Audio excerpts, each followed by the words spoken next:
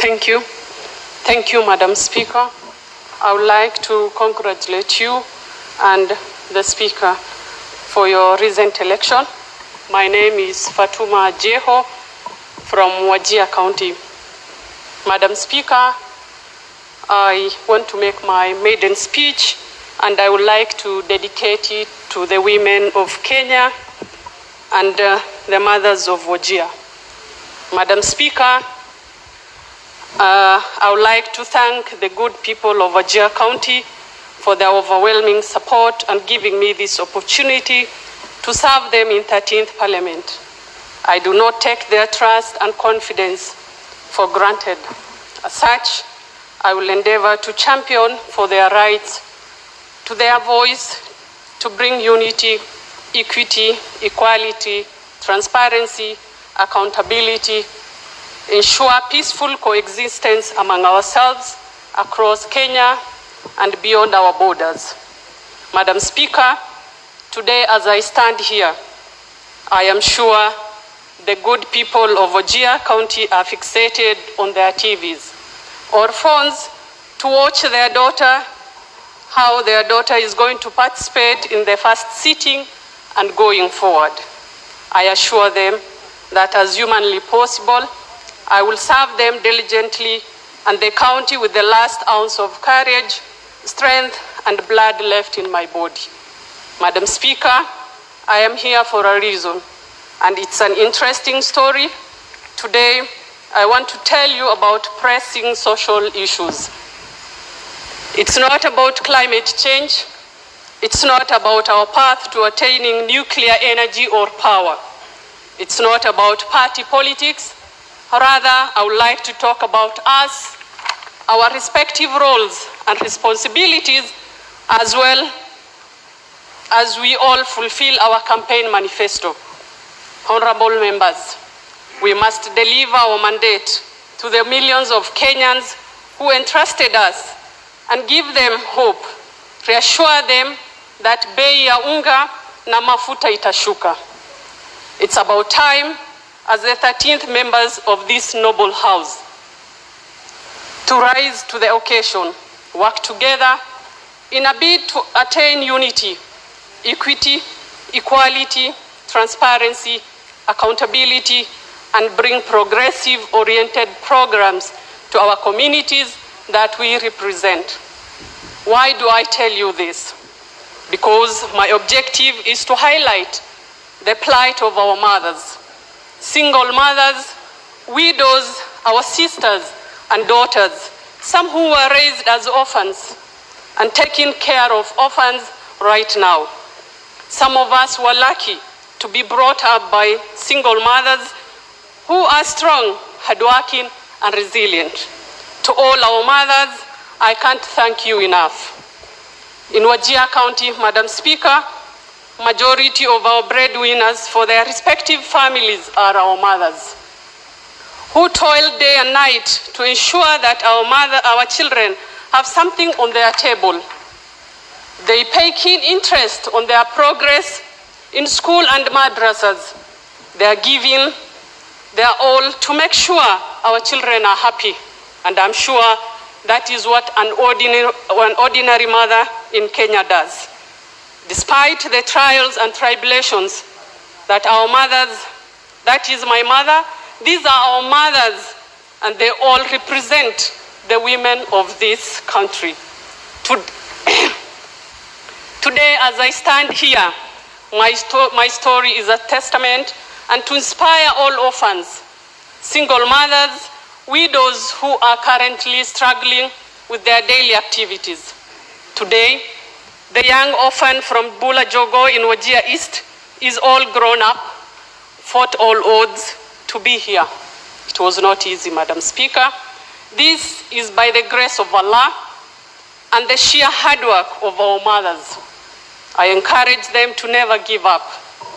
Your efforts and patience shall yield fruits. My prayers and best wishes are with you. Owing to the above, I challenge this house to wipe the tears of pain our mothers have endured over the years. And let us work together to bring joy, prosperity through women, youth, and persons with disability empowerment and actions, or policies to cushion them during these trying times, necessitated by the ongoing drought and inflation that has resulted to the skyrocketing of basic daily commodities. As such, as a matter of priority, we should be deeply concerned about these vulnerable Kenyans. We work on how we can reduce taxes and prices of day-to-day assorted food, item and fuel price. My fellow honorable members, we should ask ourselves, are we a gift to this world and our respective constituents or burden? I strongly believe that we are a gift. As such, we should also pay attention to malnutrition status, GBV status of women empowerment, and their rights, among others. Madam Speaker and my fellow honorable members, allow me to update you on the current overview of drought situation of Wajir, and this is where I come and ask our president, just like the Hustler Fund, we would like him to consider drought fund. Madam Speaker, as you are aware, arid and semi-arid areas of this country are currently facing severe drought. As pastoralists, we are going through difficult times. Scarcity of water due to ongoing drought has greatly affected our livestock production and markets. This is our source of livelihood. As a result, scarcity of milk has also affected our children due to increased cases of malnutrition. Madam Speaker, the recent data we have, Wajir County government in the latest drought reports indicates that the county is currently at alarm and on worsening trend.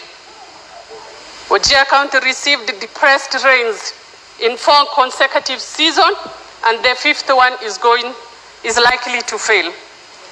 On health and nutrition, Madam Speaker, increased cases of malnourished children 6 months to 59 months, with the number of malnourished children requiring treatment rising from 62,283 in February 2022 to 80,968 in June this year. The outbreaks of opportunistic infection related to drought, such as Kalaza, it has so far killed more than 477 as we speak. Madam Speaker, the issue of water is a problem in Wajir. Madam Speaker, the water source in the county includes boreholes, shallow wells, and water pans. The current water condition is below normal compared to previous 4 seasons, increased distances to water source of both human and livestock. Madam Speaker, education is not even for us. We hear education when you come here. Where I come from, education people think is not a priority. Madam Speaker and my fellow honorable members, low pupil admission, especially for early learners. Migration has increased absenteeism and school dropouts as pastoralist parents shift with their children to areas with better pastures and water. Madam Speaker, security is a problem from where I come from. Just like my brother from Mandera East said, a day to election, we were also burying more than 4 people from Wajir West, a place called Hadado. Madam Speaker, we will ask the government to help us to bring sanity along Wajir-Isiolo border. Madam Speaker, with those few remarks, I finally, I honestly implore the relevant ministries to scale up their short and long-term interventions and cushion all the vulnerable Kenyans during these trying times. May God bless Wajir. May God bless this house and all of us. Thank you.